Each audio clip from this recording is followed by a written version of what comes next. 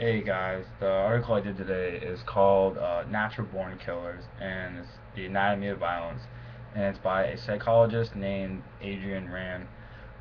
Pretty much in the entire article, it tries to talk about neurocriminology, and it really tries to explain the fact that this guy, he really agrees with a guy in the 1800s who used to be able to distinguish people by things like the way they look could determine certain personality traits, and this guy pretty much builds upon that.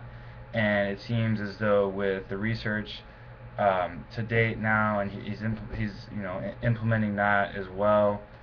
And he really thinks that biology is the main reason that causes things like criminal behavior or deviant behavior, things like that.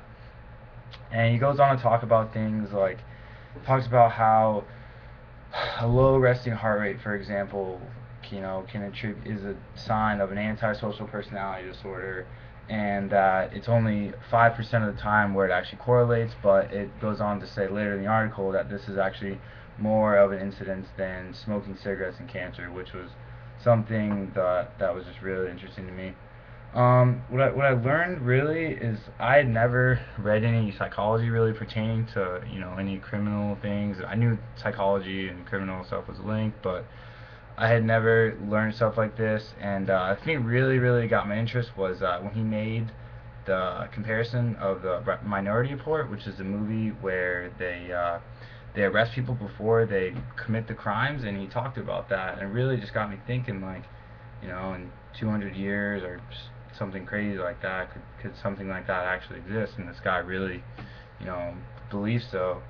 Um, for further research on this, I think is time will tell. I think once they, because the brain is still there's so many things that they don't know with it and everything like that. So I think once they can really just map out everything in the brain, and they know every single neurotransmitter and what all these stuff does, and they just get more research and more meta-analysis are done on this subject. And I think that it could be possible, not in the near future, but just the future in general. And pretty much that's what this article is about.